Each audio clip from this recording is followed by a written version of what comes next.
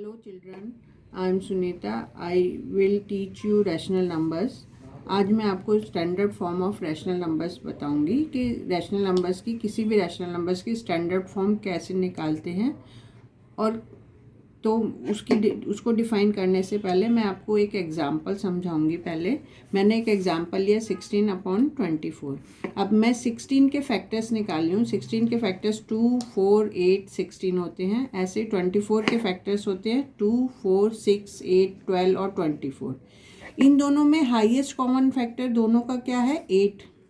ठीक है, तो मैंने 16 और 24 के मैंने HCF निकाला। HCF of 16 and 24 is equal to 8। अभी मैंने आपको 3 प्रॉपर्टीज़ करवाई थी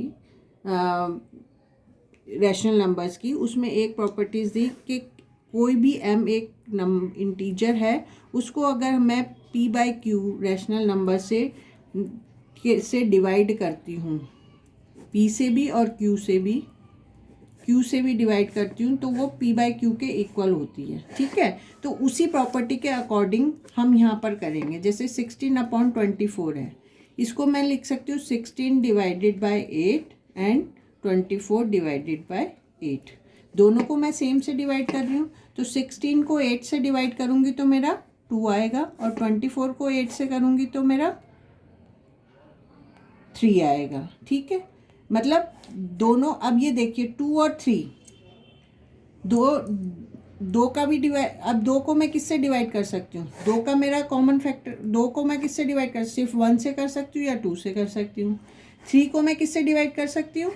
3 से कर सकती हूँ और 1 से कर सकती हूँ, इसके अलावा कोई नहीं। यानी इस वाले रैशनल नंबर्स का मेरा कॉमन फैक्टर क्या हो गया? 1। ठीक है, तो जो ये 2/3 है, ये मेरा स्टैंडर्ड फॉर्म हो गया, फॉर्म ऑफ रैशनल नंबर।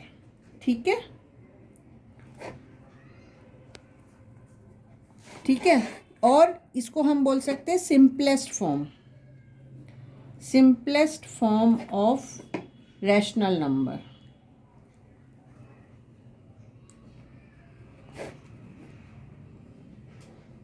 ठीक है, इसको हम बोलते हैं standard form of a rational number और सिंपलेस्ट फॉर्म। यानी हमने क्या करा, कोई भी हमने p/q रैशनल नंबर लिया, उसका HCF निकाला, हाईएस्ट हमने उसका HCF लिया कॉमन दोनों का, उस HCF से दोनों को डिवाइड कर दिया। जो मेरा उसके बाद रैशनल नंबर आया, उस रैशनल नंबर को सिर्फ हम 1 से ही डिवाइड कर सकते हैं, उसके अलावा हम किसी से भी डिवाइड नहीं कर सकते। यानी उसको आगे हम डिवाइड नहीं कर सकते। तो उस तरह से जो होती है वो रैशनल नंबर की स्टैंडर्ड फॉर्म। इस तरह से हमारे पास जो डेफिनेशन आती है स्टैंडर्ड फॉर्म की, वो ये आती है कि अ rational number p/q where pq belongs to integer, where q not equal to 0, to be in the standard form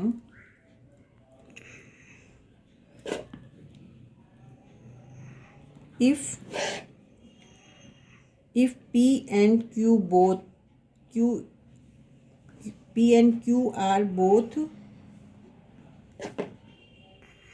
if p and q both have the highest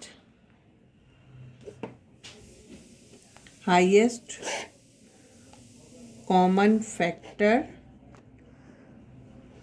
as 1, or and q is positive.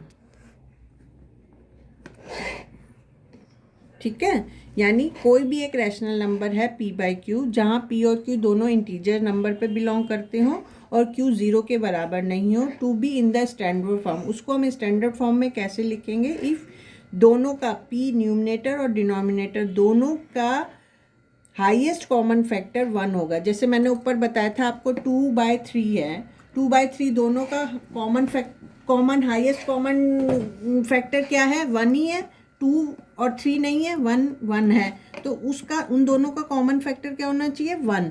और जहाँ पर Q positive होना चाहिए, negative नहीं होना चाहिए। P positive भी हो सकता है, वेयर P इज पॉजिटिव और नेगेटिव बोथ हो सकते हैं, ठीक है, पर Q ऑलवेज पॉजिटिव होता है। तो हमने स्टैंडर्ड फॉर्म की डेफिनेशन क्या करी कि कोई भी रैशनल नंबर लिया, उस रैशनल नंबर का हाईएस्ट कॉमन फैक्टर, हमने क्या क्या सीखा? First, take a rational number P/Q, इस तरह से इसको हम डिफाइन कर सकते हैं। सेकेंड स्टेप में क्या लिया? Highest common factor of P and Q second में। थर्ड में हमने क्या करा? जो हाईएस्ट कॉमन फैक्टर हमने लिया, highest common factor PQ is M लिया हमने, where M is not equal to 0, ठीक है, M लिया। वो M को हम क्या करेंगे?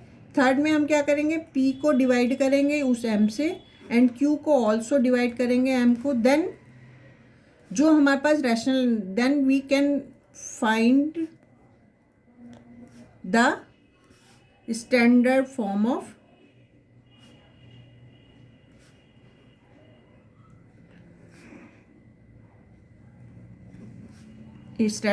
ऑफ रैशनल नंबर, ठीक है, समझ आ गया? मैंने डेफिनेशन भी क्लियर कर दी, इसको स्टेप बाय स्टेप भी बता दी। यानी हमने एक रैशनल नंबर लिया P/Q, जैसे हमने 16/24 लिया था, उन दोनों का हाईएस्ट कॉमन फैक्टर निकालना है M। जैसे यहाँ मैंने 16 और 24 का हाईएस्ट कॉमन फैक्टर क्या था? 8, वो निकाला।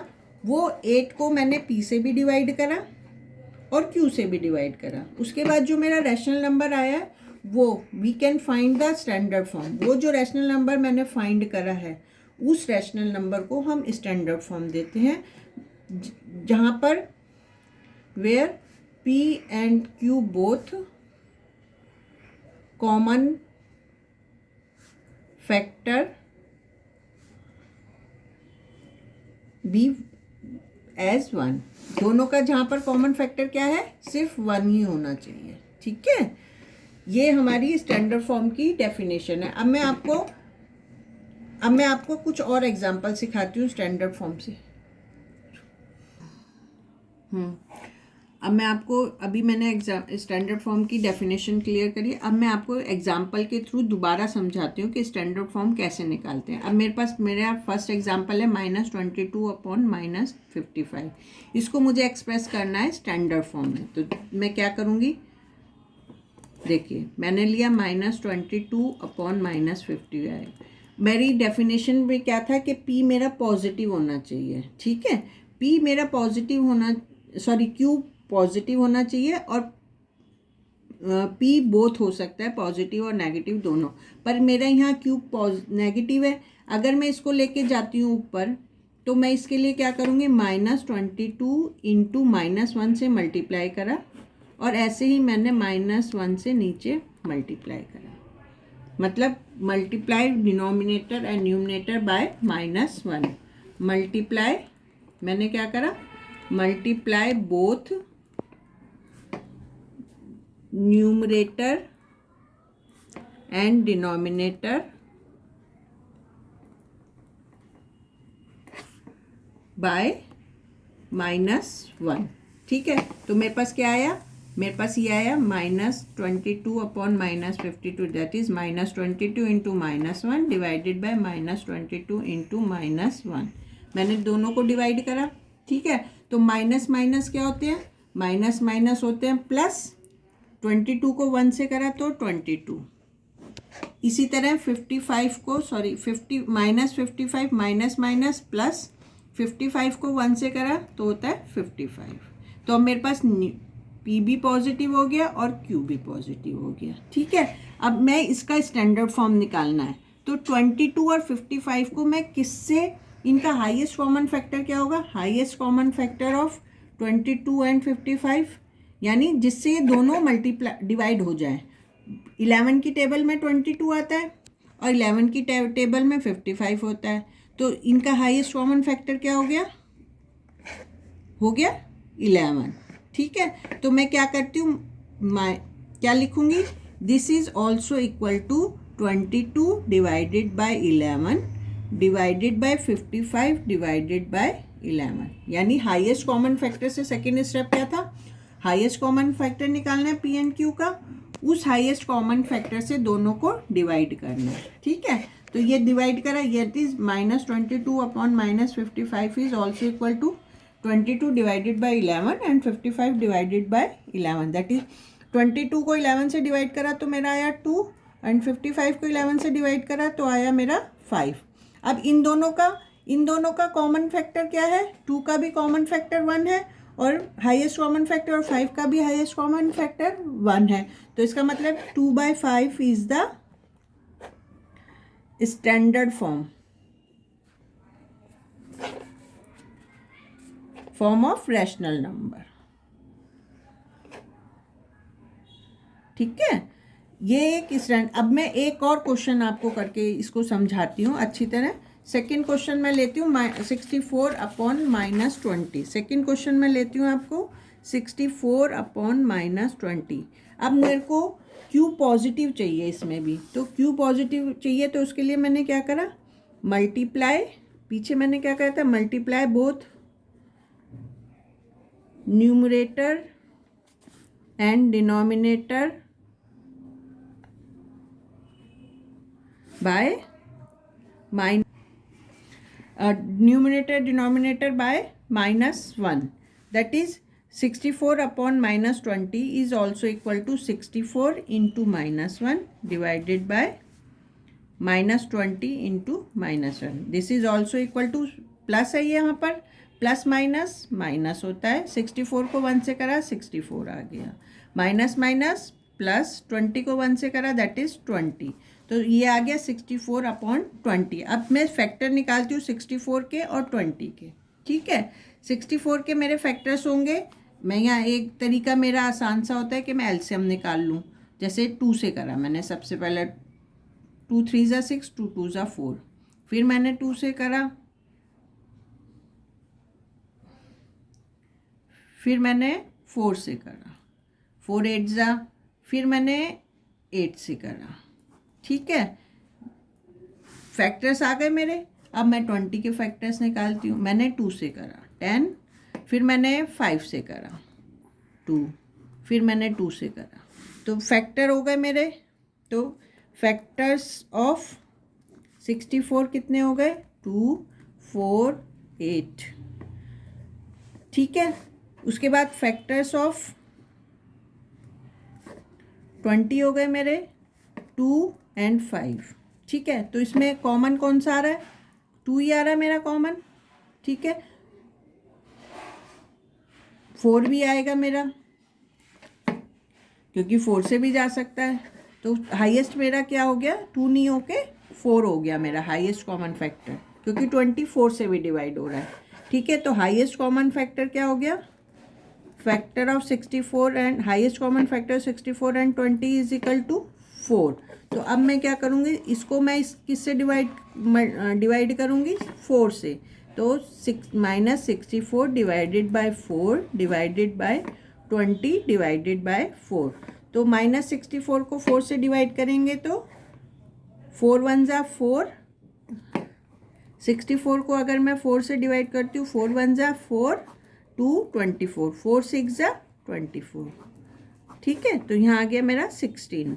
20 को मैं डिवाइड करती हूँ 4 से, 4 5 ज़ा, 4 की टेबल में 20 कहाँ आता है, 4 5 ज़ा 20। ठीक है, तो यहाँ मेरे पास आ गया 5। तो अब 16 और 5, 16 का कॉमन और 5 का कॉमन फैक्टर क्या है अब यहाँ पर, क्योंकि 16 की टेबल में 5 नहीं आता और 5 की टेबल में 16 नहीं आता, तो दोनों का कॉमन फैक्टर क्या हो गया, 1। तो दिस इज स्टैंडर्ड फॉर्म। ठीक है, अब ये क्लियर हो गया होगा। अगर इसके लिए कोई डाउट हो तो आप प्लीज़ मेरे कमेंट्स में लिखिए, मैं आपका डाउट क्लियर करूँगी। ठीक है, अब मैं आपको एक और क्वेश्चन, अभी मैंने एक प्रॉपर्टी आपको करवाई थी इक्विवेलेंट, तो मैं एक क्वेश्चन लेती हूँ उसका कि कोई भी दो रैशनल नंबर्स इक्विवेलेंट कब होंगे वो मैंने आपको बताया था कि अगर मैंने इक्विवेलेंट में मैंने आपको करवाया था कि कोई भी दो रैशनल नंबर्स इक्विवेलेंट कब होते हैं, जब P/Q equal to R/S। Equivalent में दो रैशनल नंबर्स कब इक्वेलेंट होते हैं, ये इक्वल जब होंगे जब P into s equal to होगा Q इंटू आर के। ठीक है, तो इसी के बेस पे मैं आपको सम्स करवाती हूँ। जैसे फर्स्ट क्वेश्चन मैंने लिया 9/-5 एंड x/10। ठीक है, इसमें मुझे find the value of x निकालनी है।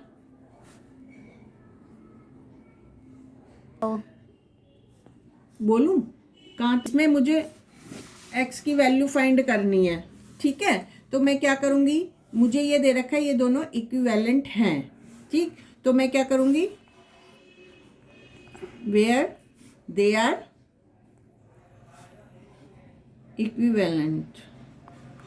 ठीक है, तो मैं क्या करूंगी, मैं कैसे करूंगी, मुझे पता है 9/-5 and x/10 are equivalent. Then इसका मतलब क्या हुआ, 9/-5 इज इक्वल टू x/10। अब मैंने प्रॉपर्टी कराई थी कि इक्विवेलेंट की कंडीशन क्या है, अगर ये इक्वल है then 9 into 10 is equal to x into -5 के, है ना, और 90 इज इक्वल टू -5x के, और -5 यहाँ मल्टीप्लाई हो रहा है तो इधर आके क्या हो जाएगा, डिवाइड। ठीक है, तो 5 1 जा 5, 40, 5 8 जा 40, यहाँ प्लस है या माइनस है तो -18। x की वैल्यू कितनी आ गई मेरी, -18। तो इस तरह से आप इक्विवेलेंट का क्वेश्चन सॉल्व कर सकते हैं। अगर मुझे x की वैल्यू निकालनी हो तो हम इस, अगर और दो रैशनल नंबर्स मुझे इक्विवेलेंट दे रखे हैं तो मैं ये वाला प्रॉपर्टी लगा के x की वैल्यू मैं फाइंड कर सकती हूँ। अगर इसको चेक कैसे करते हैं कि मेरा आंसर सही है या गलत है, तो मैं क्या करूँगी, इस x की वैल्यू को वहाँ रखूँगी 9 - 5 15 और 18/-10। अब ये देखो ये वाला कितना फर्स्ट रैशनल नंबर है 9/-5 और यहाँ है मेरा 18/10। अब इस 18 ये मेरा स्टैंडर्ड फॉर्म में है, इन दोनों में कॉमन फैक्टर कितना है, 1 है। अब इनमें में ये स्टैंडर्ड फॉर्म में नहीं है तो इसको मैं स्टैंडर्ड फॉर्म में लेके आती हूँ, -18/10, 2 5 जा 10, 2 9 जा 18, दैट इज -9/5। आ गया इसी के सेम इक्वल में।